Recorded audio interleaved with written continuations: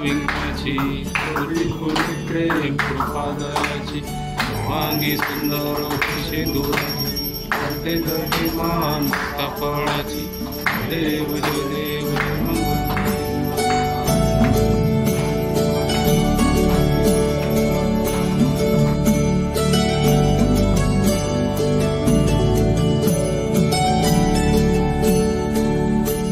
सातपूर येथील लोकशास्त्र न्यूज कार्यालय येथे गणेशोत्सवाच्या निमित्ताने आयोजित केलेल्या बाप्पांची आरती या विशेष कार्यक्रमात माजी महापौर दशरथ अप्पा पाटील यांच्या हस्ते बाप्पांची आरती मोठ्या उत्साहात आणि भक्तिमय वातावरणात संपन्न झाली। या आरतीच्या कार्यक्रमाला सुरुवात मंगलमूर्तीच्या पूजनाने झाली। त्यानंतर उपस्थितांनी एकत्र येऊन आरतीमध्ये सहभाग घेतला। या कार्यक्रमादरम्यान माजी महापौर दशरथ पाटील, मिलिंद शिंदे, बापू कस्तरे, महेंद्र पंडित, हमाजी काळे, अनिल काळे आदींसह परिसरातील नागरिक उपस्थित होते। यावेळी माजी महापौर दशरथ पाटील यांनी गणेशोत्सवाच्या निमित्ताने सर्वांना सदिच्छा व्यक्त केल्या। त्यांनी गणेशाची उपासना ही शहरात पडलेले खड्डे, कचरा, होणारे मुलींवर अत्याचार, पिण्याचा प्रश्न यावर त्यांनी गणपती रायाकडे प्रार्थना केली। तसेच नाशिककरांना गणेशोत्सव निमित्ताने शुभेच्छा दिल्या। लोकशास्त्र न्यूजच्या संपादकीय मंडळींनी माजी महापौर दशरथ अप्पा पाटील यांचा शाल व श्रीफळ देऊन स्वागत केले। या गणेशोत्सवाच्या शुभेच्छा दिल्या। कार्यक्रमाच्या समारोपाला प्रसादाचे वितरण करण्यात आले। यावेळी संपूर्ण आरती उत्साहवर्धक आणि भक्ती रसाने झाली, ज्याने गणेशोत्सवाचा आनंद द्विगुणित केला। पत्रकारिता आणि वर्तमानपत्र आणि चॅनल या सगळ्यांची सांगड घालताना आमचा बंटी आढाव गेल्या 14-15 वर्षापासून या लोकांच्या प्रश्नाच्या जडणघडणीमध्ये पुढाकार घेतोय आणि त्याचं चॅनल लोकशास्त्र न्यूज हे गेल्या तो स्वतः मालक म्हणून, संपादक म्हणून, पत्रकार म्हणून बाकीच्या टीमला बरोबर घेऊन नाशिकच्या विविध प्रश्नावरती वाचा फोडतो, बातमी मागची बातमी लोकांसमोर आणतो आणि न्याय देण्यासाठी त्याचा पूर्णपणे प्रयत्न त्याचा असतो। आज मी आरतीला आलो आणि त्याचा स्टुडिओ छोट्या जागेत जरी असला पण सुटसुटीत स्वच्छता आणि चांगला नियोजनबद्ध मला पाहायला मिळाला।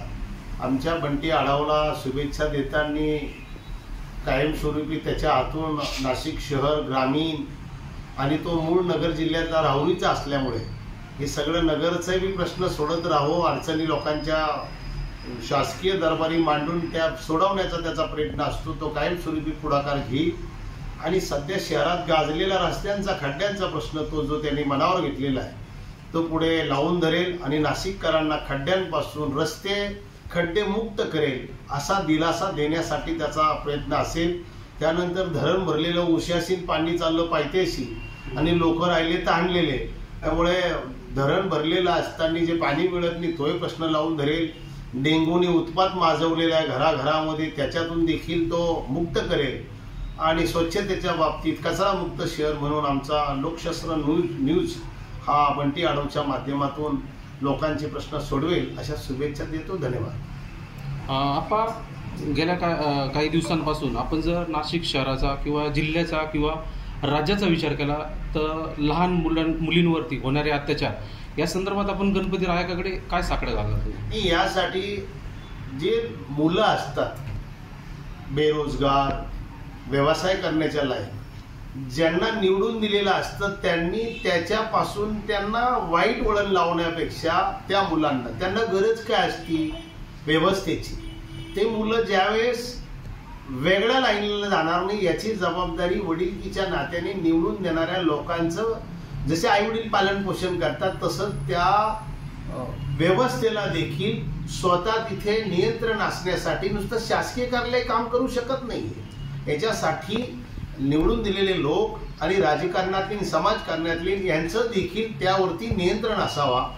आणि हे तर फारच अवघड गोष्ट आहे का आता समजा लहान लहान मुली शाळेत जात आहे आणि त्या ठिकाणी त्या शिक्षण संस्थेने देखील समजा तिथे बाथरूमला न्यायचं, तिथे आया असावी, महिला असावी, तिला घेऊन जाणारी, ती घेऊन गेली पुन्हा घेऊन येणारी असावी।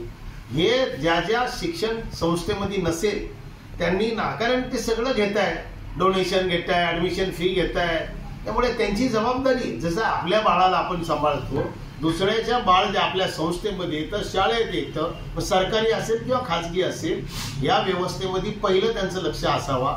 आणि रस्त्यावरती देखील असं जर संशयास्पद वाटलं तर लोकांनी धाडस करून बोललं पाहिजे आणि त्या महिलेला, त्या मुलींना संरक्षण दिलं पाहिजे.